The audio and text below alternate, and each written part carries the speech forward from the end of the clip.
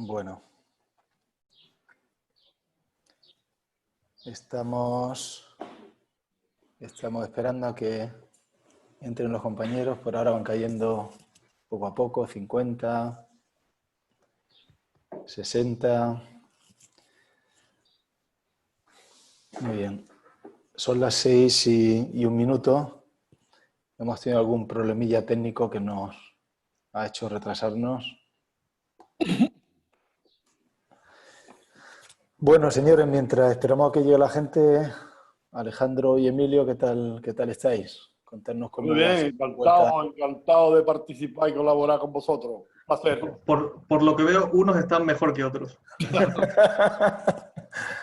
Bueno, unos tienen terraza y otros por ahora Y no han otros salido no. Y otros no. por lo menos no han salido a ella. No han salido a ella. ¿Qué tal la vuelta al trabajo, Alejandro y Emilio? Pues bien, o sea, más trabajo organizativo que al final de cantidad de pacientes. Sí es verdad que se echa en falta que haya más movimiento de llamadas. Sí. Pero Todavía bueno, quizá en Madrid la gente claro, está... en Madrid le da cosa a la gente salir también. Claro, en Madrid es que ha sido el epicentro y la verdad es que ha habido muchísima muerte allí. Yo creo que la gente, sobre todo las personas mayores, que son también, bueno, pues uno de nuestros pacientes más habituales, está costando la vuelta, ¿no? Y la gente joven, pues de alguna forma, si tienen niños en casa, pues es complicado organizarse. Bueno, quizás todos volveremos a la normalidad, esperemos que más pronto que tarde. ¿Y tú, Emilio, qué tal por ahí, por la línea? Pues aquí no ha azotado mucho, pero la población pues con miedo todavía tiene cierto temor, ciertas precauciones y van acudiendo a la clínica los pacientes que no les queda más remedio. Hay incluso todavía en estas fechas, en esta semana, he tenido peticiones de retrasos de consulta para posponer la consulta, pues simplemente por miedo, por estar más seguro, por ver cómo se desarrolla la historia. O sea que estamos en un periodo ahora mismo un poquito incierto. Pero bien, Muy bien. bien. Bueno, pues nada, yo creo que son las 6:03. Ya tenemos aproximadamente unos 115 espectadores y bueno, los que van entrando. Quería dar las buenas tardes a todos los colegiados asistentes a este nuevo webinar titulado Anatomía y Anestesia de pie y tobillo por ecografía, que lo impartirá don Alejandro Fernández Givelo, que es podólogo, fisioterapeuta, es profesor asociado en la Universidad de La Salle y director del experto en podología deportiva y biomecánica de la misma universidad, miembro de diferentes sociedades científicas con práctica privada en el Instituto de Biomecánica de Vitruvio. Bueno, a pesar de su juventud, posee una dilatada experiencia en ecografía y en intervencionismo ecoguiado, siendo autor de diferentes técnicas quirúrgicas publicadas en revistas de impacto. Nos acompaña también don Emilio Mellado Fernández como moderador, un extraordinario y veterano compañero con más de 40 años de experiencia. Sí, 40 años, son muchos, y más de 12 o 13 años de experiencia en ecografía y muchos más en cirugía percutánea y pionero y siempre innovador en técnica de vanguardia. Es de los primeros que pues va adquiriendo la aparatología a medida que va saliendo, ¿no? Emilio es un compañero que suele permanecer en el anonimato, no le gusta pues aparecer mucho y tengo que agradecer que me acompañe en este seminario como moderador. Así que nada, voy a dar la bienvenida a los dos, tanto a Emilio como a Alejandro. Y bueno, pues este seminario constará de una parte de una presentación aproximadamente unos 45 o 50, un poquito más se puede extender, minutos, y bueno, pues habrá turno de preguntas y respuestas que a continuación de la presentación tanto Emilio como yo formularemos las dudas que tengan los compañeros. Así que, bueno, Emilio, si quieres decir algo. No, simplemente gracias por contar conmigo y te agradezco sinceramente. O sea, yo, es verdad, no me gusta, me gusta difundir lo poco que sé, pero no soy asiduo en foros de extensión, en seminario y tal, porque no hace muchos años viví esa faceta de forma intensa y sufrí unos cuantos varapalos. Entonces, mi formación, mi pequeña docencia la comparto con compañeros afines a mi filosofía. Contigo, bueno, eres de esos que se puede compartir. Por eso colaboro contigo. Al igual que voy a colaborar con el Colegio de Podólogos de Asturias, porque con José Luis Fernández Lago me une también una gran amistad. Y es de mi filosofía, de mi forma de ir pues, profesionalmente por la vida. Encantado, repito. Muchas gracias, Emilio. Gracias. Bueno, Alejandro, pues te agradecemos que bueno, hayas aceptado nuestra solicitud. Lo cierto es que estamos preparando cursos presenciales. Ya hablé contigo y se quedó en el tintero. En cuanto se reactive la formación, pues que sepas que vamos a contar con tu presencia, que realmente será buena. Y nada, agradecerte que estés por aquí y es todo tuyo. Gracias. Bueno, sí, antes de nada también agradeceros a vosotros la invitación. Ya es verdad que llevamos ya tiempo Eladio y yo hablando para organizar algunos cursos para los colegiados. Dar las gracias al Colegio de Podólogos sobre todo, y en especial también a ti, Eladio, que la verdad es que me hace ilusión. Nos conocemos ya de hace tiempo, que Eladio fue profesor mío en la universidad. Y nada, si queréis vamos empezando, que así cuanto más tiempo tengamos para la presentación, también tenemos más para las preguntas. Muy bien, muchas gracias. Vamos a ver.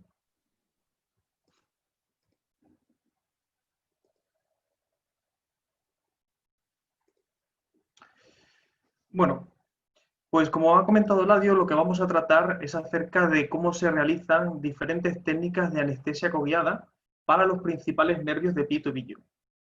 Vamos a daros los principales tips o los principales trucos de cómo detectar los nervios, cómo se ven.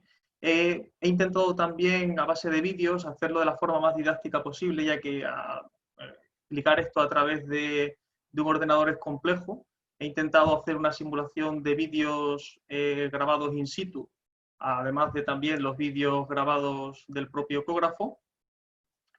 Y nada, vamos a empezar un poquito con la presentación. Lo primero que habría que decir es si realmente es algo útil o no es útil el realizar los bloqueos anestésicos a través de ecografía. Dentro de las diferentes técnicas que se pueden realizar, sí es verdad que es mucho más útil realizar técnicas de intervencionismo. Véase, por ejemplo, una infiltración de forma ecoguiada, tiene muchísima más utilidad práctica y muchos más beneficios para el paciente que realizar, por ejemplo, una anestesia de forma ecoguiada. Hay algunos estudios que nos han mostrado cómo se ha visto que la anestesia coguiada, una de las cosas que permite es facilitar que los profesionales realicen una anestesia completa del nervio, al igual que son capaces de realizar las personas que ya tienen experiencia. Porque sí es verdad que sí hay mucha diferencia de quien realiza, alguien con experiencia que realiza una infiltración versus una infiltración con ecografía, pero creo que sinceramente no debe de haber mucha diferencia de una persona experimentada en realizar técnicas de anestesia a realizar una técnica de anestesia de forma ecoguiada. Si es verdad que tú una vez que sabes realizar intervencionismo de forma ecoguiada, es mucho más sencillo para cualquier persona que no tenga experiencia. Y creo que ahí es donde está también la ventaja. Es decir, que cuando se salga de realizar típica anestesia en una zona del tobillo, tengas que realizarlo en una zona más proximal o más distal, o tengas que anestesiar un ramo específico para realizar, por ejemplo, un test de supresión, aquí es donde creo que van a estar las reales ventajas de la anestesia ecoguiada. Lo primero, vamos a comentar un poco cuáles son los principales nervios que vamos a estudiar. El pie se comporta de diferentes nervios. La mayoría de ellos, todos, excepto el nervio safeno, que procede del nervio femoral, proceden del nervio ciático. Aquí, en una imagen posterior de la pierna, vemos cómo discurre el nervio ciático, que sale del plexo lumbosacro, y aquí a nivel de las rodillas es donde se va a producir las principales bifurcaciones, que nos vamos a encontrar que se va a bifurcar en nervio tibial, nervio sural y nervio peroneo. Ahora, dentro de estos nervios tenemos que conocer que unos tienden a ser sensitivos y otros tienden a ser motores. Aquí en la imagen de la derecha lo que estamos viendo son los dermatomas, es decir, qué control tiene cada zona de la piel a nivel de inervación en cada uno de los diferentes nervios de pie y tobillo.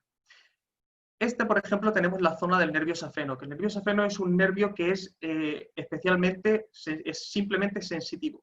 Sí tenéis que tener en cuenta que en algunas ocasiones puede haber variabilidades anatómicas que lleguen incluso hasta la zona del bunio.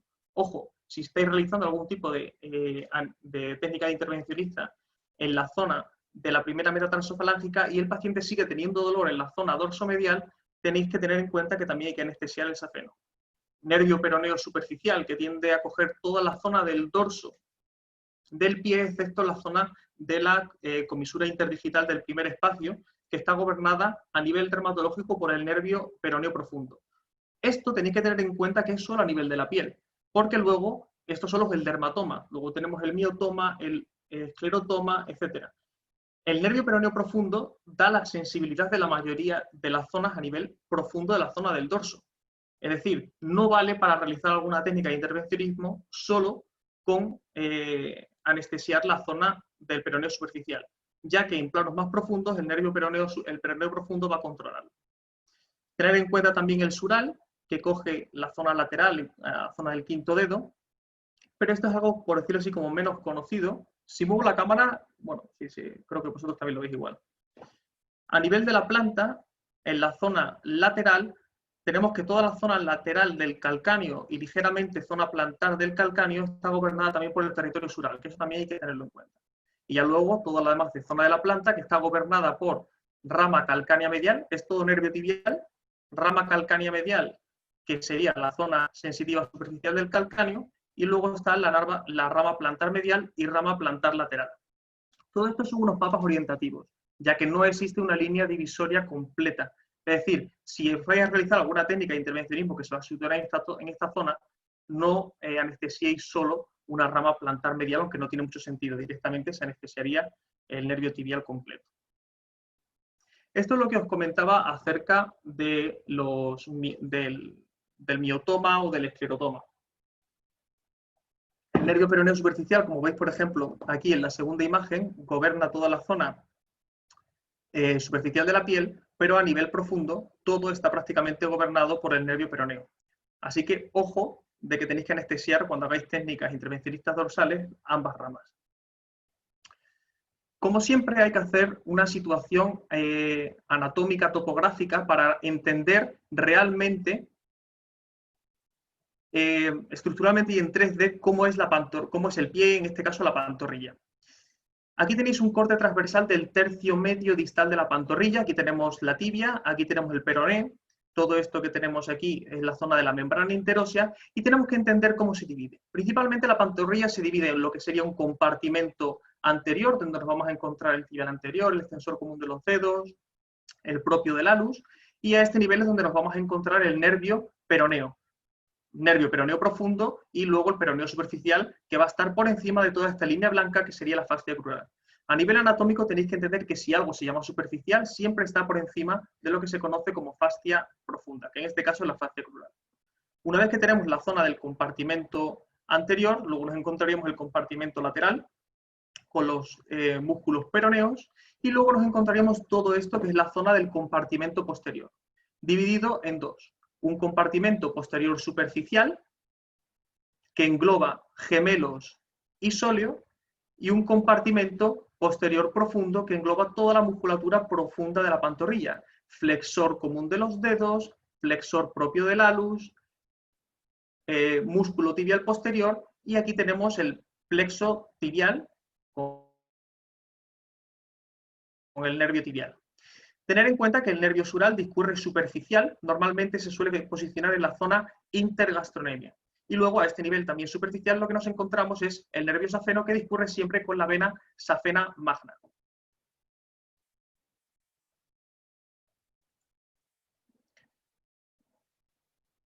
A nivel de los anestésicos locales, no nos vamos a meter mucho a nivel de farmacología, porque no es tampoco el caso, pero sí os voy a hacer un pequeño recuerdo. Aquí tenemos que hay dos tipos de anestésicos locales que vamos principalmente a utilizar, los que son tipos amidas y los que son tipo éster. Los tipos amidas son los más utilizados porque tienden a ser los que producen menos reacciones adversas tipo alérgicas. Tienen un pequeño efecto vasoconstrictor, ¿vale? Y tienden a tener una mayor duración de acción. Y luego los tipo éster, que son, se estima, para que hagáis una idea, que el 5% de la población tiende a tener algún tipo de alergia. Para tener en cuenta hay diferentes trucos para recordarlos. Normalmente se dice que las amidas tienden a tener 2 IES y es la forma más sencilla de localizarlo. De todas formas, a nivel de los éster, el único que vamos a utilizar a nivel podológico normalmente es la procaína y principalmente para los que realicen terapia neural. Aquí os he preparado una pequeña tabla para que tengamos los principales conocimientos, por decirlo así, acerca de los anestésicos que vamos a utilizar o que más comúnmente se tienden a utilizar en podología. Cosas importantes, ya que hemos hablado, aparte del tipo, que si son amidas o éster, que nos van a dar la prevalencia de reacciones alérgicas, hay que tener en cuenta unos aspectos importantes como son la duración y la latencia. La duración es lo que va a tardar el anestésico en ser expulsado, es decir, en perder su acción, en perder específicamente lo que es su acción farmacológica. Esto es importante porque tenemos que tener en cuenta qué tipo de anestésico utilizamos si queremos tener una anestesia completa en todo el proceso quirúrgico o intervencionista que vayamos a realizar en nuestro paciente. Simplemente para que conozcáis, la mepivacaína nos da un tiempo, es la más usada porque nos da un tiempo de acción y una latencia bastante óptimas en comparación con otro tipo de anestésicos a nivel de los procedimientos que vamos a realizar a nivel podológico.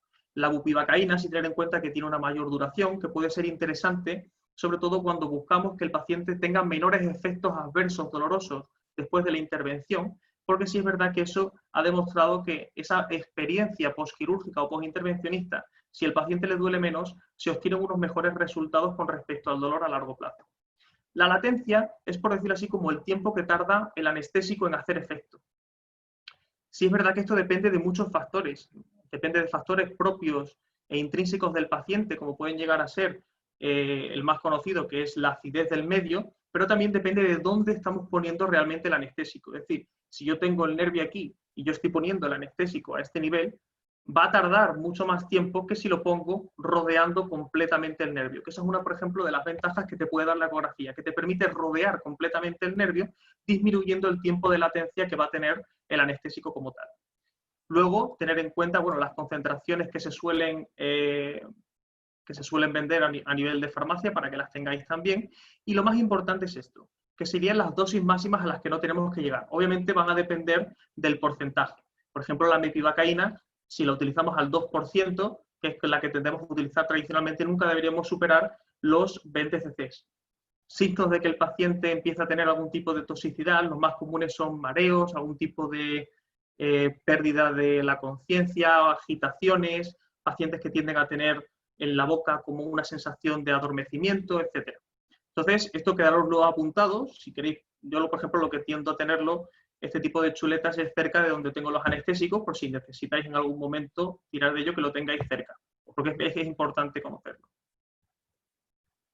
Ahora vamos a hablar del nervio tibial.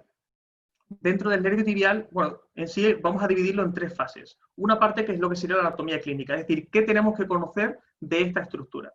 La sonoanatomía, es decir, cómo lo vamos a ver a nivel ecográfico, y luego cómo realizaríamos la técnica de intervencionismo ecoguiado.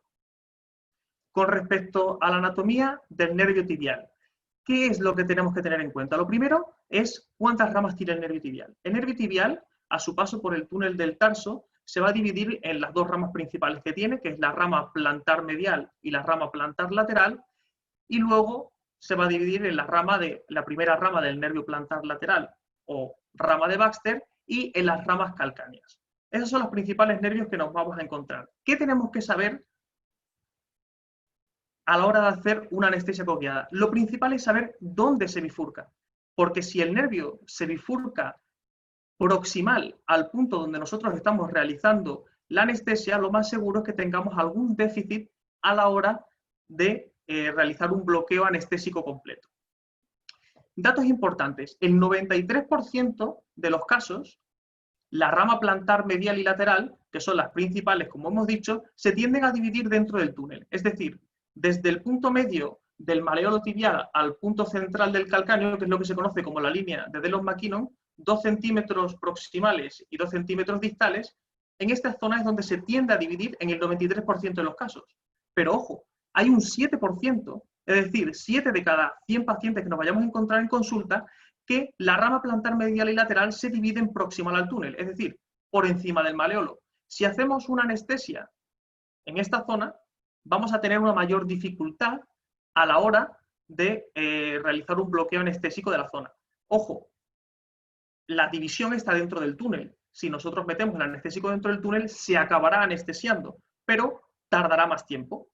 Eso tiene una mayor importancia, por ejemplo, en la rama calcánea medial, como veremos un poquito más adelante, en la que vemos que la división de la rama calcánea medial, que es superficial al retináculo, se tiende a dividir en una zona más proximal. Ahí ese es el punto clave a la hora de realizar una anestesia completa de la zona de la planta del pie.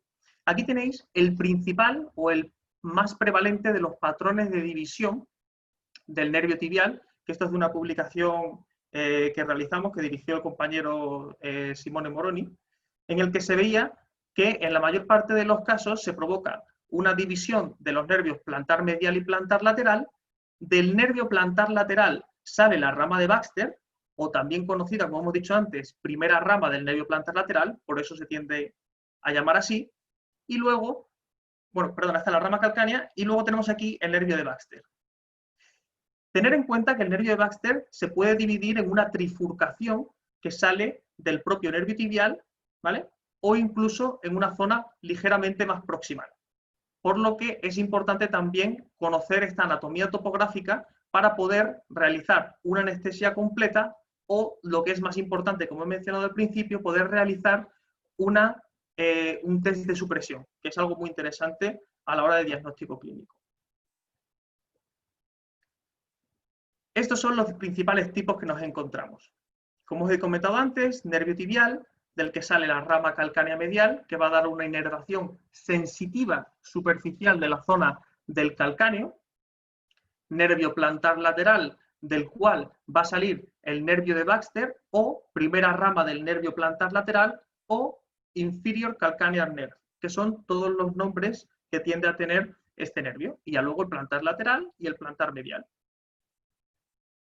Luego, lo que os comentaba, puedes encontrarte también una pequeña trifurcación. ¿Por qué es importante esto? Porque en muchos casos, como veremos más adelante en un vídeo, cuando hay una trifurcación y de pronto ves que sale un nervio y otro nervio, tiendes a confundir esta rama con una rama de Baxter. Y te tienes que cerciorar y hacer un seguimiento de esa rama geodistal, porque si esa rama se mantiene superficial a la fascia profunda del aductor del alus, sería una rama calcánea medial, pero si se mantiene profunda, estaríamos hablando que es el nervio de Baxter. Es decir, no solo vale con identificar la zona de trifurcación, sino que tienes que hacer un seguimiento de algunos nervios para poder cerciorarte de lo que realmente estás viendo. ¿Qué decir acerca de la rama calcánea medial? Este es, dentro de la anestesia del nervio tibial, lo más importante y con lo que me gustaría que os quedarais. La rama calcánea medial, tenéis que tener en cuenta que en un 40% de los casos se tiende a dividir en una zona proximal al túnel. ¿Qué quiere decir eso? En un 40% de los casos, 4 de cada 10, os vais a encontrar que la rama calcánea se divide proximal al maleolo. Incluso hasta 7 centímetros proximal se puede llegar a dividir. Esta rama es la que te va a dar la inervación sensitiva superficial de todo el calcáneo. Si no la consigues anestesiar bien, por ejemplo, para realizar una infiltración, le va a doler la piel. Para realizar cualquier técnica de intervencionismo, vas a tener vas a seguir teniendo ese dolor en la zona del calcáneo. Tenéis que tener en cuenta que tiene muchísima variabilidad anatómica, por eso no hay ninguna técnica segura a nivel quirúrgico que se pueda realizar en la zona medial del calcáneo, porque te puedes encontrar una rama calcánea, 2, 3 o incluso 4. Lo más frecuente es que te encuentres 2 o 1. Si te encuentras 2 ramas, una de ellas tiende a ir superficial al retináculo y la otra profunda, a través del retináculo. ¿Qué quiere decir eso? Que la que está profunda sí se va a anestesiar, porque nosotros cuando pinchamos con la anestesia atravesamos el retináculo, que es esa barrera que notamos, y cuando dejamos el anestésico debajo se va a anestesiar todo lo que esté en ese compartimento. Pero si tenemos una rama superficial en ese compartimento y no dejamos anestésico en ese plano superficial y tenemos que se encuentra el paciente con esta variabilidad anatómica, no vas a tener una anestesia del talón, ¿vale? Entonces, eso es lo más importante que quiero que os quedéis con esto.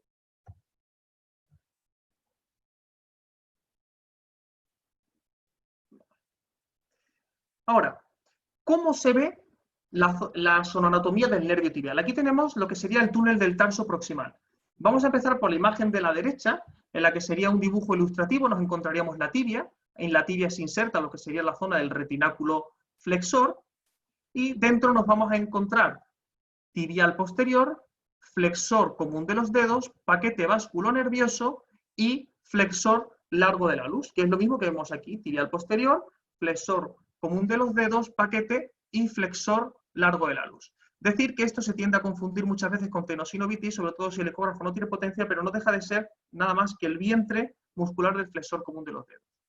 Entonces, cuando realicéis una anestesia, lo que tenéis que tener en cuenta es que vais a entrar por esta zona de aquí, tenéis que notar lo que siempre nos han explicado de atravesar esa pequeña barrera y dejar el anestésico debajo. Yo siempre, si no lo hago con el ecógrafo, lo que me tiendo a cerciorar es dejar un poco también en la zona superficial para los pacientes que tienden a tener esta variabilidad anatómica que decíamos de la rama. Otra de las formas que se enseñan tradicionalmente es pinchar, atravesar el retináculo, llegar a hueso y luego dejarlo, retrasarte y dejar ahí la zona del anestésico. Tenéis que tener cuidado porque, bueno, aparte de que obviamente os vais a encontrar normalmente el nervio tibial en la zona derecha de la imagen, aparte de que podéis pincharlo, lo que es más importante es que esto es un compartimento cerrado. Esto es un compartimento cerrado y esto es un compartimento cerrado. Tenéis que dejarlo aquí. Si de pronto lo dejáis aquí, ya no vale. Porque el anestésico está metiéndose dentro del compartimento del flexor propio del alus y no va a difundir, o le va a costar mucho difundir al nervio tibial y vais a tener una anestesia que no es completa. Aquí tenéis, por ejemplo, un vídeo de cómo se vería tibial posterior, flexor común de los dedos, el paquete vasculonervioso. Mira, ¿veis? Esa pequeña bolita, esto es una trifurcación. Aquí vemos una rama y otra pequeña ramita que se ha ido por ahí. Esa ramita que se ha ido a este nivel, ahora ya la hemos dejado de ver, pero esa sería una rama calcánea medial porque vemos que es superficial a la zona del túnel. Dentro del túnel del tarso distal, debajo de la zona del abductor del alus, esta es la imagen que nos vamos a encontrar. Nos vamos a encontrar el calcáneo, nos encontramos el músculo aductor del alus con forma de hoja, y luego la fascia profunda del abductor del alus, que suele ser la estructura que tiende a crear la compresión, y luego nos vamos a encontrar dos túneles, el túnel inferior y el túnel superior.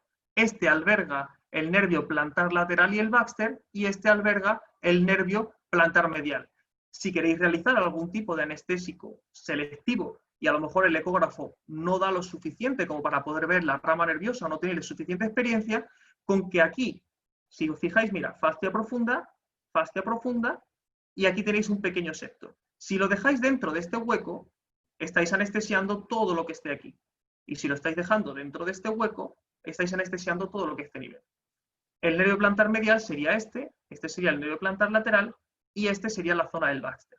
El Baxter, que es uno de los nervios que la gente a nivel podológico más quiere conocer, el truco más sencillo a la hora de localizarlo es en la interfase que se crea entre el abductor del alus, que es esto de aquí, fascia profunda del abductor, y este musculito de aquí que sería el cuadrado plantar. Principalmente la cabeza medial del cuadrado plantar. En esa interfase es donde nos vamos a encontrar. Entonces se encuentra en una interfase muy finita. Con que nosotros dejemos el anestésico en esa interfase, ya sabemos que va a difundir a la zona del Baxter. Anestésico, o véase infiltración, etc. Aquí tenéis un vídeo de cómo se vería el abductor, la fascia profunda, esta especie de T que sale es el septo interfascicular medial, que va a separar los dos canales. Y este musculito que se ve debajo es el cuadrado plantar, que es importante porque nos va a decir, mira, aquí es donde está el Baxter. Está entre una fascia y el otro músculo, esa bolita que nos vemos aquí, ¿vale? Que ese es un truquito también importante para que os llevéis. Aquí tenemos otra cosa importante. Esto es lo que hablamos antes de la trifurcación. Nervio tibial, flexor del largo del alus y la rama calcánea. ¿Os fijáis? Aquí sería la rama calcánea. ¿Por qué sabemos que es la rama calcánea? Porque cuando la vamos a seguir un poquito más distal, vemos que se queda en unos planos superficiales. En este caso tendríamos que dejar algo de anestésico a nivel superficial por encima del retináculo, ¿vale? Si queremos una anestesia completa. Y aquí tenemos nervio plantar lateral ¿Veis cómo se divide? Esa bolita negra es el Baxter. Esa bolita negra aquí es el Baxter, nervio plantar lateral. ¿Veis? El Baxter se queda en la interfase entre la fascia profunda y el cuadrado plantar, que es esta zonita de aquí. Si queréis hacer un bloqueo selectivo, simplemente con que sepáis localizar las ramas, ¿vale? Podéis hacer un bloqueo selectivo del nervio que queráis. O tratamiento, como tal.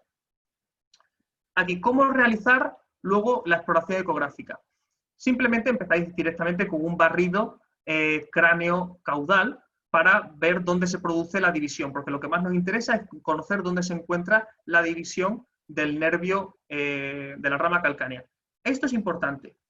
Si os fijáis cómo hacemos un pequeño tilt hacia abajo, me lo vuelvo a poner, ese pequeño tilt es porque a ese nivel cambia la oblicuidad en el túnel distal de los nervios y si queréis que se vea bien ecográficamente, tenéis que hacer un balanceo de la sonda hacia vosotros, ¿vale? Si no, no vais a conseguir ver bien las estructuras. Que es lo mismo que nos encontramos aquí. Túnel distal, abductor del alus, fascia profunda, la T que estábamos hablando con el sexto interfascicular. Vamos a volver a ver aquí la división. 1, 2 y 3. Rama calcánea, plantar lateral y plantar medial. Veis que se ve muy bien cómo se provoca la división. Si queréis realizar, por ejemplo, una radiofrecuencia para inhabilitar esa pequeña rama calcánea que es solamente sensitiva superficial, ahí podéis mirar.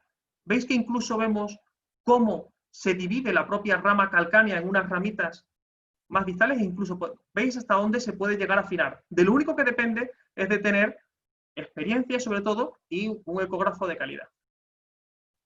Ahora, aquí lo que nos estamos encontrando es un paciente en decúbito prono con un corte transversal del tobillo y a nivel anatómico lo que nos vamos a encontrar es esto. Tendón de Aquiles, grasa de Kager, compartimento posterior superficial y todo esto es el compartimento posterior profundo que comentábamos. Esa es lo que comentábamos del orden, tibial posterior, flexor común de los dedos, paquete vascular nervioso y flexor de la luz. Repito, cuando tú entras con el anestésico, vas a atravesar esta estructura negra que es el retináculo y ahí es donde tienes que dejarlo, ¿vale? Porque recordad, si os metéis con una pequeña inclinación y os metéis dentro de este compartimento, no se anestesia. Si os metéis dentro de este compartimento, tampoco se va a anestesiar o le va a costar mucho más.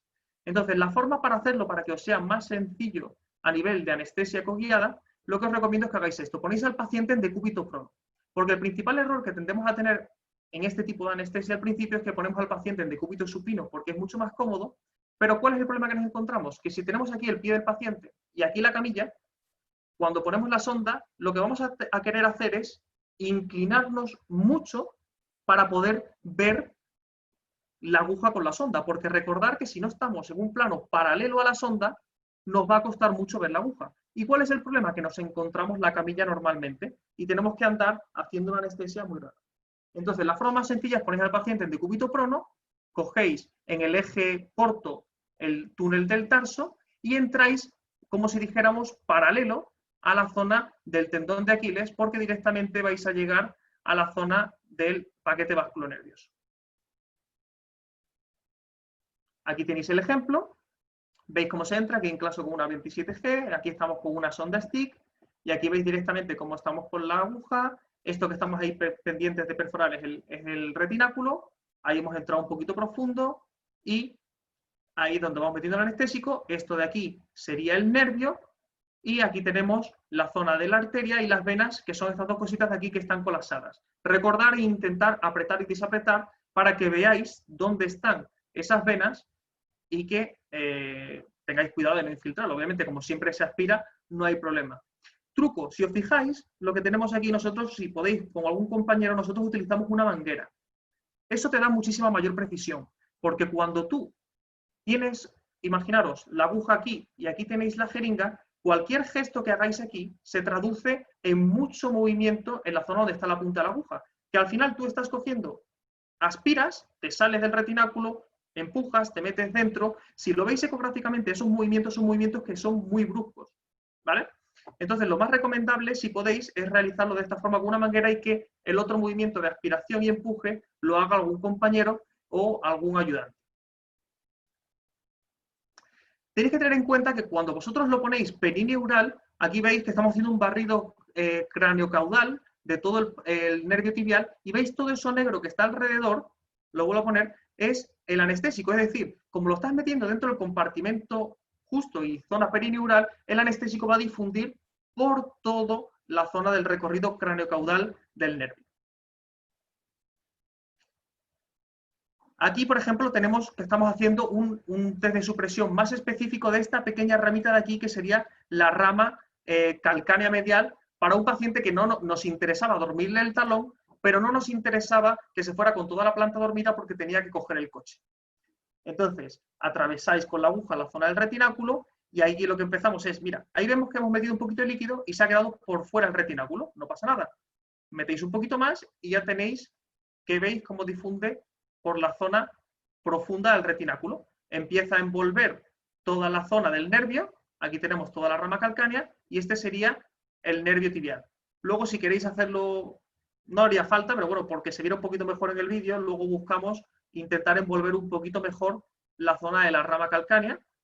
Aquí vemos que esto es grasa, no lo confundáis tampoco con nervio, no pasa nada ahí por pincharlo, y ahí veis, mira, aquí ya tenéis completamente envuelto, simplemente con un CCD anestésico, la zona de la rama calcánea para dormirle la zona del talón, pero sin que se le duerma la planta completa. Vale, esto es lo que tenemos que saber acerca del nervio tibial. Ahora vamos a hablar del nervio peroneo. El nervio peroneo, al igual que el nervio tibial, es un nervio que es mixto. Es decir, es nervio sensitivo, pero también es nervio motor.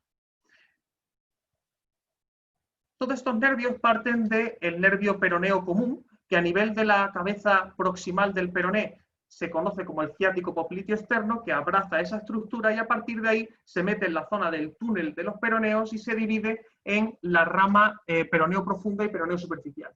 Esto tenemos la zona de la cabeza fibular o peronea y aquí tenemos el ciático popliteo externo, que ya se ha visto en estudios que la zona que está siempre más posterior, que sería esta zonita de aquí, siempre corresponde a las ramas del nervio peroneo superficial, ¿vale? Para quien quiera realizar algún tipo de técnica, por ejemplo, de neuromodulación, por ejemplo, se me ocurre. Y luego tenéis que tener en cuenta que aquí tenemos lo que hemos estado hablando antes, que es el compartimento lateral, y aquí tenemos el compartimento anterior, que están divididos por un septo, ¿vale? Que es un septo bastante rígido, y en algunos pacientes el nervio peroneo superficial tiende a estar en la zona del compartimento lateral, pero en otras zonas tiende a estar en la zona del compartimento anterior. Eso también hay que tenerlo en cuenta a la hora de buscarlo, porque como está dividido por un septo, si queréis anestesiarlo en una zona más proximal, os vais a encontrar que si no lo dejáis dentro de ese compartimento también va a dar a error. Aquí tenéis una imagen de una disección anatómica, que aquí veis el ciático popliteo externo con sus divisiones del peroneo profundo y el peroneo superficial. Todo esto sería músculos peroneos, compartimento anterior con la musculatura extensora, y este es el septo. Y ese septo es el túnel de los peroneos, que es una de las zonas donde también se tiende a comprimir el nervio peroneo. Todo esto estamos hablando a nivel del tercio proximal de la pantorrilla. Con respecto a la anatomía clínica que tenemos que tener en cuenta acerca del nervio peroneo superficial, esto sí es importante. Esto es un hiato. Los hiatos hablamos de los puntos donde, en este caso, el nervio está perforando esa fascia profunda y pasa de ser un nervio profundo a un nervio superficial. Al igual que en el hiato esofágico, que te puede dar problemas, por ejemplo, los pacientes que tienen hernia esófago, que tienen hernia de hiato, etcétera, son puntos donde se tiende a comprimir el nervio. Este es una zona que te la tiendes a encontrar por encima de la zona, por encima de la cresta, es decir, superficial a la zona de la cresta peronea, y normalmente te lo encuentras proximal al maleolo peroneo entre unos 10, 15 centímetros aproximadamente, que es donde tiende a perforar. Y este es el punto más importante, porque a partir de ahí donde se ve dónde se encuentra la división. Entonces, ese es el punto donde vamos a coger, que es mucho más sencillo de anestesiarlo porque está a nivel superficial antes de la división, para no tener que poner anestesia en dos zonas diferentes. Aquí vemos, por ejemplo, la exploración, todo esto blanco que nos encontramos aquí en la fascia crural, y esta pequeña bolita blanca que nos encontramos es el nervio peroneo. Aquí vemos que está superficial, es decir, ahí ya ha sido perforado, ahí vemos cómo se está dividiendo, pero tenemos que encontrar el punto donde esta bolita está justo por debajo, nervio peroneo superficial, septo, peroneos y el compartimento anterior. Tenemos que ver cuando atraviesa, que ahí vemos cómo está atravesando, ya está por encima de esta pequeña de la zona de la fascia crural. Ese punto es donde se puede haber comprimido y aparte de eso es donde se encuentra en la gran mayoría de los casos, donde se encuentra la bifurcación, como estamos viendo aquí, un nervio y otro nervio, que se va a dividir en el dorsocutáneo medial y en el dorsocutáneo intermedio, que recordamos que es lo que van a dar inervación sensitiva superficial de toda la zona del dorso del pie. La técnica de anestesia, lo único que tenemos que hacer, como hemos dicho antes, es localizar la zona donde se divide, normalmente donde se ha hecho ya superficial, que es mucho más sencillo, por ejemplo aquí lo estamos haciendo por debajo, es mucho más sencillo a la hora de poner el anestésico. Aquí veis que está en la zona de la fascia crural y estamos dejando el anestésico debajo de la fascia y por encima del nervio. Con que dejéis aquí un pequeño abón de 2-3 cc es más que suficiente para conseguir la anestesia. Si solo queréis hacer el test de supresión, con dejar 0,2 cc justo por aquí encima, también es más que suficiente. Ahora, con respecto a la anatomía clínica del nervio peroneo profundo, ¿qué es lo que tenemos que tener en cuenta? Pues tenemos que tener en cuenta a nivel del tobillo dónde pasa. Lo más normal que de medial a lateral lo que nos vamos a encontrar es el nervio, el tendón tibial anterior, el extensor propio del hallux y luego nos vamos a encontrar el extensor común de los dedos. En el espacio entre el extensor común y el extensor propio del dedo gordo, en ese espacio es por donde discurre en un plano profundo al retináculo, por eso se llama nervio peroneo profundo, el nervio. Y luego, entre el tibial anterior, recordar, y el extensor propio de la hallux, que es la zona segura donde no va a pasar el paquete vasculonervioso y por donde, por ejemplo, podemos realizar una infiltración de la articulación del tobillo. Aquí tenemos, por ejemplo, cómo se realizaría la exploración. Lo que tiendo a recomendar normalmente es que se localice primero el tibial anterior a nivel de palpación. Luego nos encontramos aquí el extensor propio del hallux, aquí nos encontramos el paquete vasculonervioso y aquí nos encontramos el extensor común de los dedos con este pequeño tendón que se separa más lateralmente, que estaríamos hablando que es el tercer peroneo, que es un músculo prácticamente constante en casi toda la población, es más constante que inconstante. Y esta bolita que nos encontramos aquí, que ahí vemos incluso cómo se ha dividido, esa es la bolita del peroneo, es el nervio peroneo profundo. Entonces, el barrido que tenéis que hacer para recordarlo es, empezamos por la zona del tendón del tibial y a partir de ahí nos vamos más lateralmente, localizamos el siguiente tendón, que es el extensor propio del hallux, el siguiente, el extensor común, y entre medias de estos dos es donde nos vamos a encontrar el paquete vasculonervioso. Esto es, por ejemplo, lo que se vería a nivel ecográfico. Extensor propio del hallux, pone flexor, pero bueno, eso es una rata. Esta zonita de aquí es la zona del vientre muscular, porque el vientre muscular es variable, la zona donde acaba. Aquí tenemos la vena, arteria, vena, y aquí tenemos el nervio peroneo profundo y el extensor común de los dedos. Entonces, toda esta zona de aquí es el retináculo, y lo único que hacemos es, con la anestesia tradicional, localizas un tendón, localizas el otro, te metes entre medias, notas que has profundizado la zona del retináculo y dejas el abón anestésico en esa zona. Lo único que hay que tener en cuenta, porque obviamente casi siempre te tiendes a encontrar la zona de la arteria y la vena o la aspiración, pero a nivel ecoguiado simplemente es eso. Nosotros en este caso lo vamos a hacer entrando en el eje largo de la sonda, sí, porque siempre me gusta hacerlo de esta forma para poder ver realmente dónde está la aguja. Porque entrar en el eje corto de la sonda, es decir, así, es mucho más complejo, se requiere más experiencia. Entonces siempre se recomienda que si está en la sonda, que entremos en el eje largo para ver realmente dónde está la punta. Aquí veis también que bien se ve que incluso estas pequeñas zonitas negras dentro del nervio son los haces fasciculares del nervio, que en este caso es un nervio que no es monofascicular, como por ejemplo puede ser el nervio de Baxter, es un polifasciculado.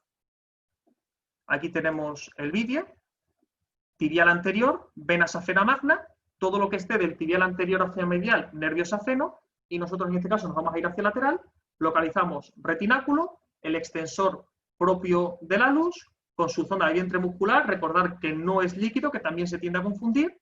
Luego nos encontramos el extensor común de los dedos y un poquito más lateral el tercer peroneo, y entre medias de ambos nos encontramos el paquete vasculonervioso del nervio peroneo profundo. Esa cosita negra que salía por aquí encima son pequeñas arcadas vasculares venosas que te tiendes a encontrar. ¿Vale? Aquí veis el nervio peroneo, que se ve muy bien, y el tercer peroneo, como os comentaba, que siempre tiene que estar más lateral. Y ya luego todo lo que vemos aquí simplemente es vientre muscular del extensor común. Con la anestesia, aquí es el retináculo, veis como con la aguja lo hemos atravesado, estamos por encima de la arteria, las venas están a los dos laterales, esta es la zonita del nervio, y simplemente lo que hacéis es dejar el abón a este nivel. Esto es una zona de una arcada vascular, ¿vale? recordar siempre también la parte de aspirar, porque en algunos casos vais a ver muy bien y en otros casos va a ser más complejo a la hora de ver, de ver realmente dónde está la vena. Tenéis que tener en cuenta, por ejemplo, esta pequeña bolita de aquí que nos encontramos es el nervio peroneo superficial. Cuando vayáis a perforar la piel, si lo podéis encontrar mejor, así no lo rozamos. Ahora, dentro de la anatomía clínica del nervio sural. Al nervio sural le vamos a dar un poquito más de importancia porque es un nervio que se tiende a dañar mucho a nivel de intervenciones quirúrgicas y es un nervio poco conocido a nivel podológico. Tenemos que tener en cuenta que, por ejemplo, datos así curiosos, se encuentra a 1,6 centímetros posterior al maléolo peroneo, que es como una media, que es directamente lo típico que te vas 2 deditos o dedo por detrás del maléolo peroneo y es donde se tiende a realizar la anestesia de forma tradicional.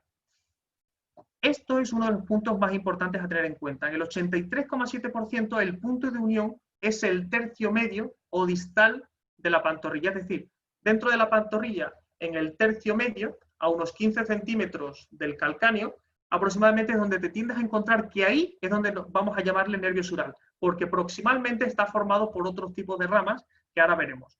Y ese punto es el punto más seguro donde, junto con la zona del tendón de Aquiles, donde lo vamos a encontrar y es donde más se tiende a dañar en técnicas de intervencionismo, como por ejemplo puede ser la técnica endoscópica de Strayer para alargamiento de los gemelos. Aquí, el patrón más prevalente. Hay 8 variabilidades anatómicas diferentes acerca del nervio sural.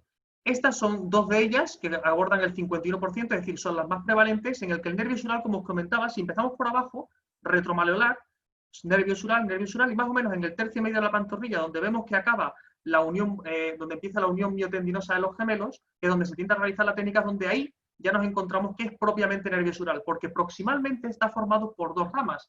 En este caso, una rama sural cutánea medial y una rama peronea comunicante, o en otros casos una rama sural cutánea lateral.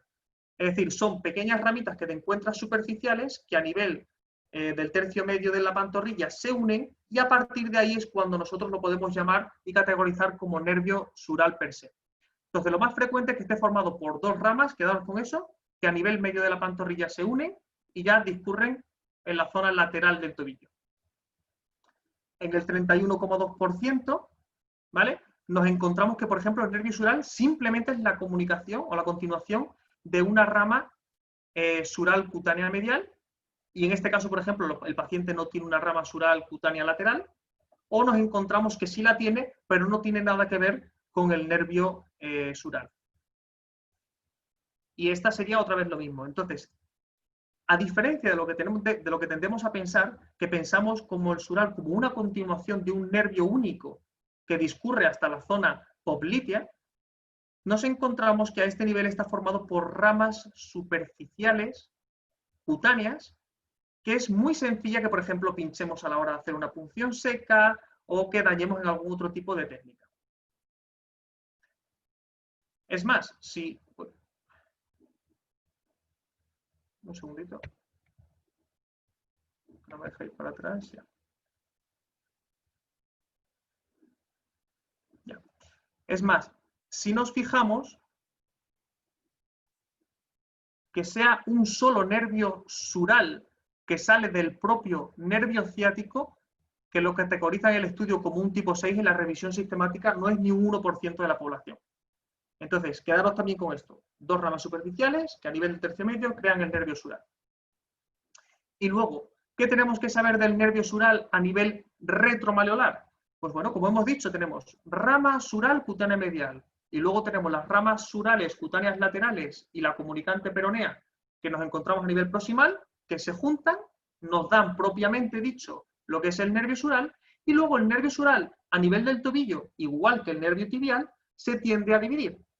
Al igual que el nervio tibial tiene su rama calcánea medial, que te va a dar una inervación sensitiva superficial de toda la zona medial y plantar del calcáneo, nos encontramos que el nervio sural tiene su ramita calcánea, pero lateral, que nos va a dar inervación sensitiva superficial de toda la zona lateral del calcáneo y mitad del tendón de Aquiles y ligeramente zona lateral y plantar del calcáneo. Luego, más adelante, se va a dividir en una rama lateral del nervio sural y una rama medial del nervio sural, que son estas dos ramitas que tenemos aquí, que van a discurrir hacia la zona dorsolateral del pie y que en algunos casos van a anastomosar con los propios nervios peroneos.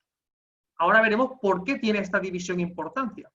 Porque mirad, si os fijáis en otro patrón, en otra revisión sistemática acerca del patrón de unión, nos encontramos que el nervio sural con su rama sural lateral se tiende a unir con la zona del nervio peroneo y te da inervación sensitiva de los 3 últimos dedos. Entonces, también tenerlo en cuenta que el nervio sural hay que anestesiarlo para realizar procedimientos en la zona del dorso o en dedos menores, ¿vale? Fijaros también en esta zonita que incluso puede llegar a coger casi toda la zona de los dedos. Entonces, ojo también y tenerlo en cuenta. Normalmente a nivel quirúrgico por eso se tienden, como no conocemos mucho las variabilidades anatómicas, se tienden a anestesiar casi todos los nervios que pueden llegar a la zona. Ahora, ¿cómo localizamos el nervio sural? ¿Vale? Una de las cosas que sí se han visto a nivel de estudios científicos es que, si nos fijamos en la imagen de la derecha, que esto está publicado en Serrafian, desde la zona del calcáneo aproximadamente a unos 9,83 centímetros, dicen aquí, es decir, quedamos entre unos 9-10 centímetros por encima de la inserción del calcáneo, nos encontramos que el nervio sural cruza, ¿vale? Y se va de un plano que es posterior y superficial de la pantorrilla, se va posicionando cada vez más lateralmente para meterse por detrás del maleolo peroneal, ¿vale? Ese punto es importante porque es un punto muy sencillo para localizarlo, sobre todo para quien no tiene a lo mejor mucha experiencia o algún ecógrafo potente. Entonces, lo que os recomiendo es que la forma más sencilla de localizarlo es a este nivel. Siempre que queráis localizar una estructura vasculonerviosa, tender a utilizar lo que son los landmarks o las referencias óseas, como puede ser en este caso, por ejemplo, el maleolo peroneal. Aquí vemos un vídeo de cómo nos encontramos. Aquí tenemos el nervio sural, que está superficial, que es un nervio que solo es sensitivo y es superficial a la fascia y está en tejido celular subcutáneo. Y aquí podemos ver el nervio con sus diferentes fascículos, que incluso podemos ver las divisiones que tiene. Esa pequeña ramita que se ha ido para allá ya sería una de las primeras ramas calcáneas laterales, porque al igual que en el nervio tibial puede haber más. Aquí tenemos cómo realizaríamos la exploración. Empezamos por la zona distal retromaleolar, ¿vale? Y lo que os recomiendo es que primero veáis esta zonita aquí, que sería el tendón de Aquiles, os posicionáis lateral y lo más sencillo es que busquéis la vena safena menor, ¿vale? Si encontráis la vena safena, que es muy sencillo, si no apretáis, porque recordad que las venas colapsan, podéis ver aquí el nervio sural que está debajo, con su primera división, que sería la rama calcánea lateral, y si discurrimos un poquito más distalmente, ¿vale? Nos encontramos que ahora este nervio sural se va a dividir en sus correspondientes nervio sural lateral y nervio sural medial, ¿vale? Mira, ¿veis ahí? También cómo se divide, justo por ejemplo a este nivel, que es donde nos encontramos el tendón peroneo, que aquí ya donde se tiende a dividir, uno va a coger toda la zona del quinto dedo y la otra va a tender normalmente a anastomosar con la zona del dorso del pie, con el nervio peroneo.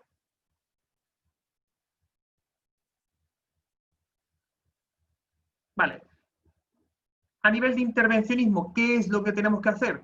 Pues mira, en este caso, ¿qué es lo que hemos hecho? Nos hemos ido retromaleolar, hemos visto un punto donde es fácil verlo y que es sencillo encontrártelo y pinchar y acceder en plano, en la zona superficial al tendón de Aquiles, tendremos el tendón de Aquiles y en la zona superficial lo que nos encontramos es una fascia superficial que lo envuelve como si fuera un ojo y entre medias nos vamos a encontrar la vena safena menor y el nervio al lado, que es lo que se conoce también como el ojo de Ra. Entonces, a ese nivel nos posicionamos, intentamos recordar, no apretar para no colapsar la vena, entramos en el eje largo y en plano paralelo a la sonda, nos encontramos el nervio sural superficial a la zona de la fascia, esta bolita de aquí sería la zona del tendón de Aquiles, y simplemente con meternos a este nivel, dejamos un poquito, un gabón anestésico de unos 12 Cs y ya te envuelve directamente la zona del nervio, que el nervio sería esto, con sus zonas fasciculares. Ahora, el nervio safeno. El nervio safeno también es otro nervio, como hemos comentado, que es simplemente sensitivo, es el nervio más largo, es un nervio sensitivo superficial y es uno de los más largos del cuerpo. En este caso es el único del pie que no sale del nervio ciático, sino que sale del nervio femoral. Y también es un nervio que se daña mucho porque se encuentra pegado a la vena safena magna. Nos encontramos que el sural se encuentra con la vena safena menor y el safeno se encuentra con la vena safena magna, que discurre por toda la zona anteromedial de la pierna y en este caso de la tibia.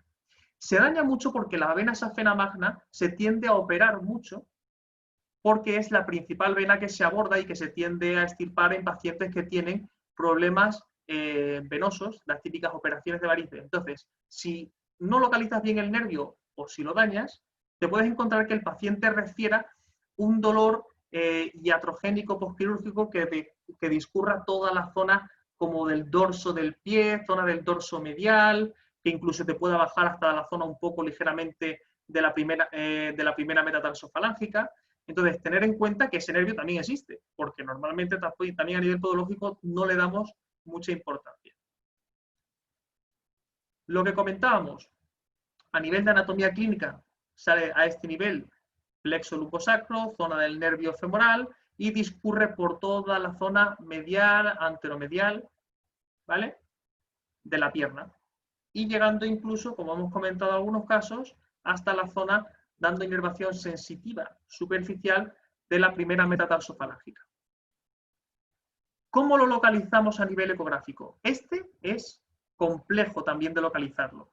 Entonces, recordar siempre las referencias óseas. Nos vamos directamente a la zona del maleolo tibial, ¿vale? Del maleolo tibial hacia medial nos vamos a encontrar el tendón del tibial anterior y lo que hemos dicho antes, tendón del tibial anterior hacia lateral, peroneo profundo y peroneo superficial. Y la zona del tendón del tibial anterior hacia una zona más medial es donde nos vamos a encontrar el nervio safeno. Recordar no apretar porque a nada que aprietas colapsas esa vena safena magna. Y normalmente nos encontramos que el nervio discurre, si ecográficamente esto fuera la vena, lo más frecuente es que o discurra en una zona más posterior, en una zona más anterior o en casos menos frecuentes debajo, para que no lo busquéis en otra zona para que sea más sencillo a la hora de buscarlo. Tener en cuenta que si se posiciona debajo os va a costar mucho más encontrarlo por el refuerzo acústico posterior que crea el líquido de la propia vena.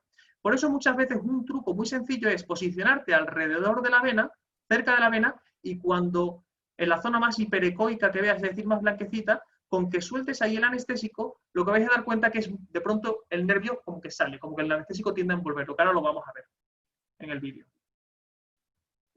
Entonces, vemos este nivel, vamos buscando la zona del tibial anterior, localizamos el maleolo y nos vamos en la zona anterior al maleolo peroneal y a ese nivel vemos la vena safena magna, ve que con nada se comprime y en una de estas zonas donde nos tenemos que encontrar el nervio, o aquí, o en la zona más profunda. Normalmente no nos intentamos encontrar superficial a la vena a ese nivel.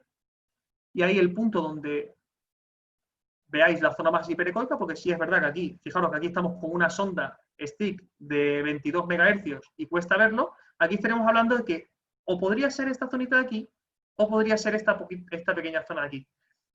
Seguramente sea más esta zona de aquí, porque si os podéis ver, también esa pequeña zonita en negra nos puede mostrar el pequeño fascículo del nervio, porque en este caso sí es un nervio que sería más monofascicular. Entonces, tibial anterior, nos vamos hacia medial, la zona de la vena safena magna, suponemos que el nervio es esta zonita de aquí, veis que ahí se ve una pequeña zona hiperecoica, incluso a la palpación se puede notar, y a raíz de ahí lo que tenemos que hacer es introducir la aguja, y ahora veremos, a ver, tiene que salir... No sé si lo he puesto el vídeo 2 veces. Pues sería muy inteligente por mi parte. Ahora lo gestionamos. Ah, vale. Aquí estaría. Vale. Hacemos otra vez la exploración. Ahí vemos, por ejemplo, un punto donde ecográficamente lo vemos mejor, porque lo puedes hacer en cualquier parte. Veis la aguja a este nivel. Suponemos que está por aquí, pero ya directamente en cuanto metemos el anestésico, ya vemos un pequeño fascículo aquí y probablemente otro pequeño fascículo aquí, porque tiende a tener muchas ramitas sensitivas. Una de las preguntas que a lo mejor os estaréis haciendo muchos es, vale, pero ¿por dónde entro?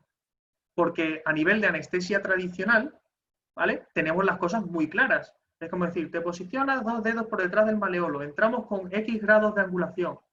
A nivel ecográfico, la ventaja que tienes es que una vez que sabes hacerlo, no necesitas saberlo. Lo único que necesitas saber es cuáles son las estructuras que están al lado.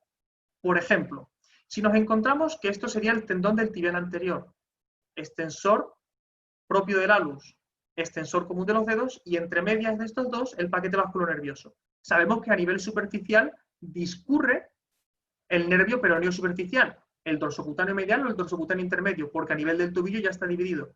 ¿Por dónde lo abordamos? Pues yo lo que os recomiendo es que hagáis una exploración ecográfica, que intentáis hacerlo siempre en el eje largo de la sonda, porque es mucho más sencillo que sepáis dónde está la aguja, y lo único que tenéis que saber es si el nervio, por ejemplo, el peroneo superficial está aquí, con que entres un poquito más lateral y vayas sorteando el nervio, vayas sorteando la zona, zonas musculotendinosas, podéis acceder por donde queráis. Lo único que tenéis que saber es por dónde entráis y vais moviendo la aguja y no tenéis que atravesar ninguna estructura noble y ninguna estructura que sea como tal importante.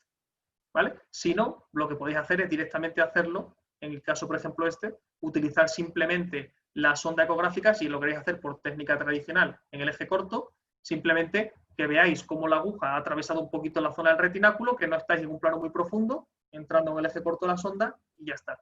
Pero yo os digo que, aparte de que queda menos, no voy a decir ni menos bonito ni menos profesional, sino que realmente no sabes si estás ahí, es mucho más preciso, ya que la ecografía, ya que damos hasta el dinero para hacer las cosas más precisas, siempre intentarlo en el eje largo de la sonda. El eje corto se utiliza un montón y se enseña mucho a nivel de cursos, pero es una versión más avanzada de la ecografía. Es decir, es hacer las cosas más complejas porque sí, por decirlo así. Y con esto ya tendríamos todos. Ahora hemos tardado unos 53 minutitos. Y si os parece bien, pues pasamos a ver si hay ronda de preguntas o... Bueno, Alejandro, muy bien. 53 minutos. Enhorabuena. Ha sido una magnífica presentación, muy bien documentada, muy bien ilustrada y desde luego muy actualizada, porque hay vídeos pues que están fechados el día de ayer, o sea que... No sabía que te ibas a fijar en eso. Sí, hombre, está pasando revista. Así que bueno, pues darte la enhorabuena por, bueno, pues por haberla preparado y sobre todo actualizado también. Yo creo que las cosas han quedado muy claras porque no hay muchas preguntas, todavía no hay preguntas. Emilio tiene bastante experiencia en ecografía y probablemente te pueda ir formulando alguna. Sí. Mira, vamos a ver. Yo vengo de los bloqueos tanto a nivel distal, infraperoneal como supraperoneales. Hasta hace relativamente poco tiempo, pues los hacía con referencias anatómicas exclusivamente. El bagaje, la soltura me lo han dado los años, porque he tenido muchas insatisfacciones y errores de localización, inervaciones anómalas, de estas que te encuentras, la gran variabilidad que hay con respecto a la anatomía clásica de la inervación en el tobillo y en el pie, ¿no? Recientemente tuve una discusión, pero una aclaración con un compañero que desde sus principios en la práctica quirúrgica utilizó la ecografía para bloqueos, ¿no? Y él me juraba y me perjuraba que cuando hacía los bloqueos guiados disminuía el tiempo de latencia, ¿vale? Yo sé que evidentemente cuanto más próximo deposites la anestesia alrededor del fascículo, evidentemente el tiempo de latencia baja, pero el tiempo de latencia discrepo del que has puesto ahí con respecto a la bupivacaína, para mí, ecoguiado o sin ecoguiar, de 10 minutos, no hay quien lo quite. No pasa, sí. ¿Vale? Eso, por ejemplo, está sacado del propio Vademecum podológico. Lo he puesto como tal, pero sí es verdad que los tiempos de latencia a tener en consulta como poco es algo que se va a tener que hacer 10 minutos antes muy tranquilamente. Sí, muy tranquilo. Vamos, en mi experiencia es de 12, 14 minutos, no hay quien te los quite. Bien, la historia es, o la pregunta es, ¿tú en tu experiencia has tenido constancia de que haciendo el bloqueo ecoguiado próximo, lo más próximo posible al fascículo, evidentemente sin atravesarlo para no provocar parestesia y posibles neuropraxias después? ¿Tú has tenido certeza de disminución del tiempo de latencia en relación a la proximidad, llamémosle proximidad ya exagerada, lo más próximo posible? ¿Tú has tenido experiencia en la disminución del tiempo de latencia? Por eso es lo que comentaba al principio. A nivel de todas las ventajas que tiene la ecografía, realmente una persona que haga ecografía, o sea, anestesia ecoguiada versus anestesia experimental, es decir, de alguien con experiencia, yo creo que no hay diferencia a la hora del tiempo de hacer el bloqueo. Sí es verdad que sí se nota que si tú solo atraviesas, si este es el nervio tibial, el retináculo, y dejas el anestésico a este nivel, cuando realmente se nota la diferencia en tiempo es cuando envuelves completamente el nervio. Pero realmente no creo que sea una ventaja para coger, porque encima se tarda más. Entre que lo localizas de forma ecoguiada, etcétera, se tarda mucho más que hacerlo de la forma convencional. Entonces, la ventaja que yo tengo es, no, yo prefiero, la ventaja que tiene la ecografía es que una persona que no está experimentada no tiene que realizar X pinchazos hasta que aprende, porque simplemente con que sepa posicionar la aguja donde quiere, esa es la única ventaja que tiene, además de poder ver la zona de las divisiones anatómicas y en el caso de que el paciente, pues por ejemplo, tenga la división de la rama calcánea, como hemos dicho, más proximal, pues digo, oye, pues ¿para qué le voy a poner anestésico aquí? Me voy un poquito más proximal. O sobre todo también para técnicas de intervencionismo, que de pronto vas a hacer una cirugía y ves dónde está el nervio, lo sorteas, es decir, no pincho por aquí, no atravieso este nivel, te sirve más para no dañarlo que al final una ventaja con respecto a la latencia. Yo creo que es que además yo tardo más en hacer la anestesia que alguien ha experimentado con el ecógrafo. Vamos a ver, evidentemente para los experimentados y no experimentados, con el sistema que tú utilizas necesitas 4 manos, ¿vale? Sí. Claro. Bien, yo las 4 manos, por la formación que he tenido y porque muchas veces, en muchísimas situaciones, me he encontrado solo y recuerdo a un compañero ganario que siempre ha hablado de la soledad del podólogo, ¿no? Hoy, gracias a Dios, la cosa se va perdiendo esa soledad y se van compartiendo y se van participando en más procesos con apoyo y ayuda de compañeros. Pero yo utilizo una jeringa, o sea, normal y corriente de toda la vida, ¿vale? O sea, utilizo con la mano izquierda, la mano derecha, depende de por dónde me dé ese día, ¿no? O qué pie es el que tengo que bloquear, pues con una mano utilizo la sonda y con la otra voy con la jeringa. Normalmente ya solo suelo hacer en el eje corto, ¿no? Pero a pesar de eso, o sea, yo animo a las generaciones nuevas que se inicien en el bloqueo con ecoguiado, ¿eh? O sea, ya pasó la fase de las referencias anatómicas, estamos en el 21, las referencias anatómicas son de mediados del siglo pasado, ¿bien? Pero yo, sinceramente, a pesar de que lo hago muchas veces, lo hago ecoguiado, cuando llevo un poquito de prisa, sinceramente, no utilizo el ecógrafo, ¿vale? Y prácticamente obtengo los mismos resultados, ¿no? O sea, mi tiempo de latencia prácticamente es el mismo y el bloqueo, pues prácticamente es el mismo. Me equivoco más, evidentemente, si no utilizo el ecógrafo. Y una ventaja que pudiera ser más sería a nivel del dolor. Sí es verdad que a la hora de realizar la anestesia a nivel ecoguiado, sí es verdad que se ha visto en estudios que tiende a ser menos dolorosa. Y luego toda la experiencia que sea perintervención, cuanto menos dolor, también mejor. Pero yo más que nada, yo si hago, por ejemplo, a nivel quirúrgico, cuando hago la anestesia ecoguiada, es más porque me gusta que porque realmente, por ejemplo, sea una ventaja. Porque muchas veces estoy en quirófano, por ejemplo, con el compañero Mario Suárez, que es también fuera de serie, él le ha puesto ya la anestesia y yo estoy infundando el ecógrafo, O sea, es que al final... Mario también se formó en la época de no ecógrafo, ¿no? Entonces, Sí. eso te hace desarrollar otras habilidades, ¿no? Que después, los que hemos partido de esos tiempos, pues los complementamos con el ecógrafo. Por cierto, a mí los que me enseñaron a bloquear, que cuando hago el abordaje del tibial posterior, comentando lo que comentabas antes de las ramitas calcáneas, esas superficiales, siempre hiciese un abón superficial. Superficial. Y luego ya abordar el fascículo o los fascículos principales del tibial posterior, pero siempre como norma era el abón, ¿no? Al principio yo no entendía el porqué del abón, pensaba que era por disminuir el trauma del dolor, ¿no? De la infiltración.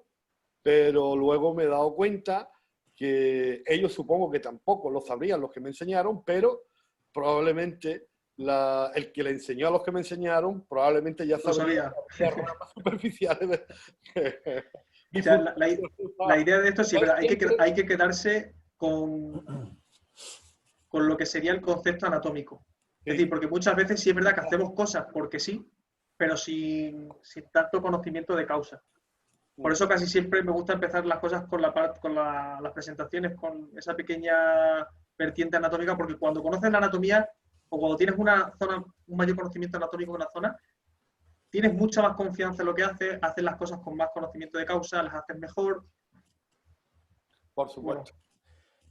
Alejandro, mira, tenemos una puntualización del profesor Antonio Córdoba. En primer lugar, te quiere felicitar por la magnífica exposición y una puntualización respecto a los anestésicos locales. Dice que todos ellos tienen efecto simpaticolítico y, por tanto, vasodilatador, y que le había parecido escuchar que el efecto era vasoconstrictor. Sí, no sé si dentro de los anestésicos, dentro de las diferentes ramas nerviosas que controlan, o por ejemplo, igual que la fibra C puede transmitir dolor, en este caso, por ejemplo, fibras que son más tipo A delta, etcétera, que tienden a crear ese control de vasoconstricción o vasodilatación. Cuando se pone la anestesia, lo primero que se le dice al paciente es: voy a notar ese pequeño calorcito, vas a empezar como a notar más calor, porque como bien dice, se crea un bloqueo a ese nivel y se provoca la vasodilatación a nivel arterial. Lo que sí es verdad que también, otra vez, es que al revisar un poquito la referencia acerca del vademecum, también especificaban que tenía un mayor efecto vasoconstrictor que las amidas con respecto al estero. Lo he dejado referenciado, pero sí es verdad que todos los anestésicos obviamente son más son vasodilatadores como tal. Supongo que se referirán más a cuando lo pones a nivel del tejido. Antonio, no sé si Antonio Córdoba quería, no sé si decir algo más. Antonio, ¿puedes...? Ay, por cierto, saludos, Antonio. Antonio, si quiere hablar y si está entrando. Bueno, no sé si podrá entrar o no. Mira, Rosa María Sánchez Peral, excelente Alejandro, como siempre. Dice: ¿eso que llaman manguera realmente qué es? ¿Un sistema de suero, una alargadera, una llave de 3 pasos? Es una alargadera. Es una alargadera, también la puedes tener con... Hay veces que las venden sueltas o con alargaderas de 3 pasos. A nivel de intervencionismo ecoguiado os recomiendo mucho utilizarlo. Fijaros, por curiosidad, quien de vosotros tengáis ecógrafo, la siguiente vez que queréis hacer, por ejemplo, una anestesia o una infiltración, cuando os pongáis agarrando a este nivel la jeringa y tengáis aquí la sonda, ¿vale? Cuando aspiréis y empujáis, fijaros realmente el movimiento tan grande que se provoca a ese nivel. El ejemplo que tiendo a poner siempre es: si tú quieres escribir de forma precisa, a nadie se le ocurre escribir con un bolígrafo así.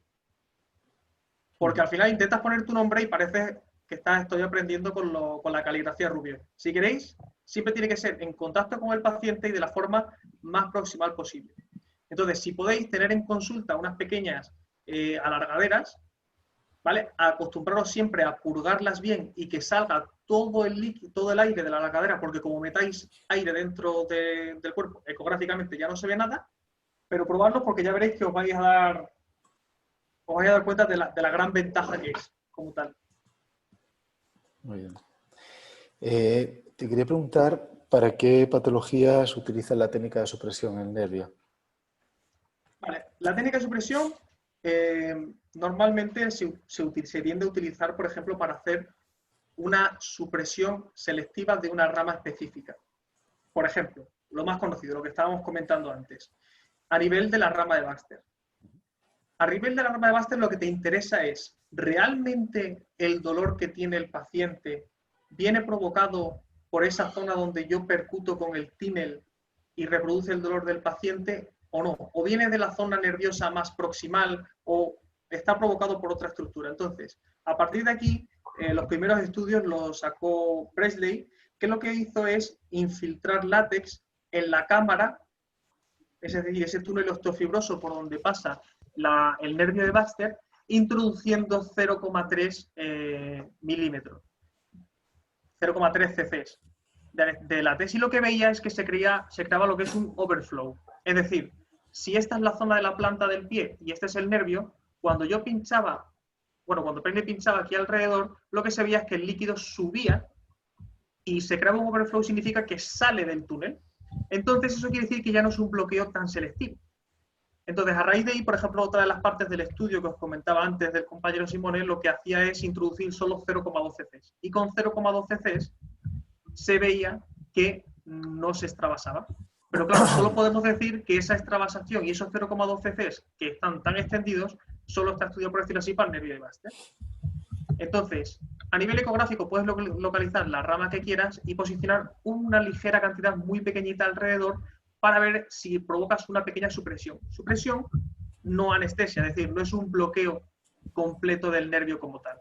Y luego, por ejemplo, también lo puedes utilizar para otros diagnósticos. Por ejemplo, tienes un paciente con un dolor dorsal a nivel del medio pie y dices, no sé si el dolor es de la musculatura extensora o no sé si es de alguna articulación intercuneana, ¿vale? O no sé si el dolor es X. Entonces, una de las cosas que puedes hacer es introduces, por ejemplo, en esa articulación y ves si al paciente se le pasa el dolor. O, por ejemplo, sospechas que el paciente tiene un impingement posterior de tobillo. Pues puedes posicionarte en esa zona del receso articular posterior del tobillo y depositar una ligera cantidad de anestésico. Es lo que os digo, no se sabe, se dice 0,2 por lo del estudio de Baxter y porque es una cantidad como muy poquita, por decirlo así, para no conseguir anestesiar más zonas, pero se puede utilizar tanto para articulación como para una zona tendinosa, como para nervio, ¿vale? Pero lo más frecuente es nervio o articulación. Desde luego hay que ser muy, muy fino.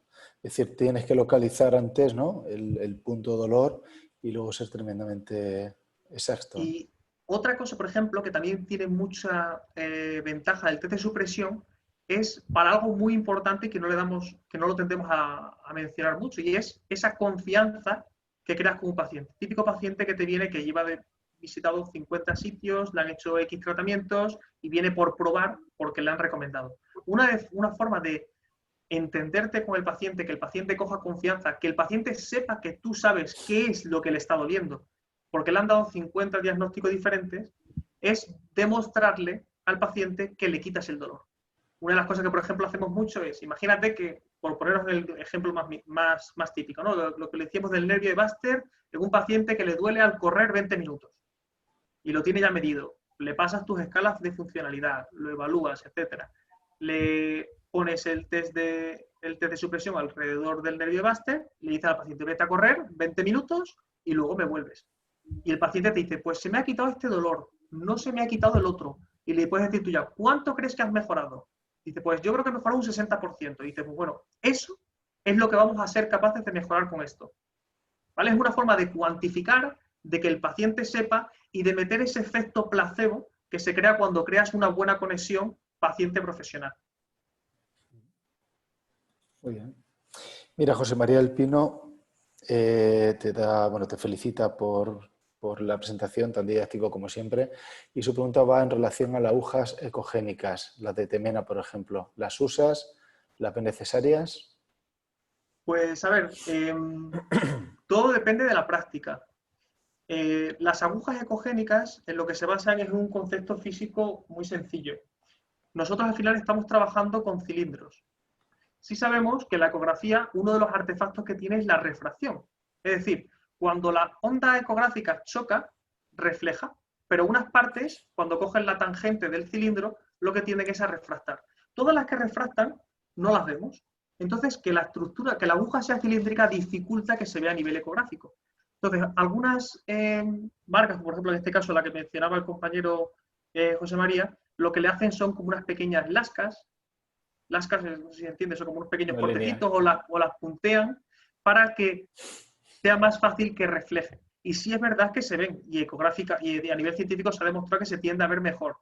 Claro, todo eso depende también de lo diestro que seas. No, yo, por ejemplo, no las uso, pero sí es verdad que, por ejemplo, sí le doy bastante importancia, incluso saqué una patente para una aguja específica de mejora de cogenicidad, en la que lo que se aborda es eso, es abordando la forma, por ejemplo, de la aguja. Entonces, ¿tiene más precio? Sí, pero si a lo mejor te cuesta mucho verla con las ondas, yo sí os recomendaría a lo mejor probarla. No a lo mejor para una anestesia, porque lo que es precio y coste que le vas a meter al paciente no tiene sentido, pero para una técnica, por ejemplo, de radiofrecuencia, sin duda. Por ejemplo, para técnicas que van a ser más intervencionistas y valen más dinero, si lo puedes compensar. No, que de hecho las agujas, los electrodos, agujas de radiofrecuencia vienen con un material ya ecogénico, ¿no? O sea, que te permiten, no sé, o sea, no he mirado, no me he quedado con ese detalle de qué material es, pero se ve muchísimo mejor, muestran más ecogenicidad o una aguja de radiofrecuencia que una aguja normal, vamos, infinito, ¿eh? No hay reverberación, el trazo es mucho más, la imagen es mucho más limpia y sí. Yo sí noto diferencia en ese aspecto de una aguja convencional, una 48 convencional, sí noto bastante diferencia con las agujas que vienen condicionadas para tanto ecografía intervencionista como para anestesia. Sí, yo sí noto diferencia. Y sí es verdad también que realmente lo que sí se nota la diferencia es que incidas realmente perpendicular con la sonda. Bien. Eso es, ahí es lo que se nota. En la cartera se nota también, Alejandro. Sí se nota. Cierto es. Muy bien. Bueno, no sé si tienes alguna pregunta más, Emilio. Bueno, podríamos estar toda la tarde hablando, pero ya llevamos 1 hora y media, ¿no te parece? Sí, pero es sábado y hace un tiempo, fíjate el sol que hace aquí. Nada, por ahí seguimos. Oye, una pregunta al margen de que has tocado el tema de los nervios. ¿Tienes alguna experiencia cuando has hablado de la utilización de anestesia en pequeñas dosis con fines diagnósticos? ¿Te has planteado alguna vez el uso de un neuroestimulador para localizar?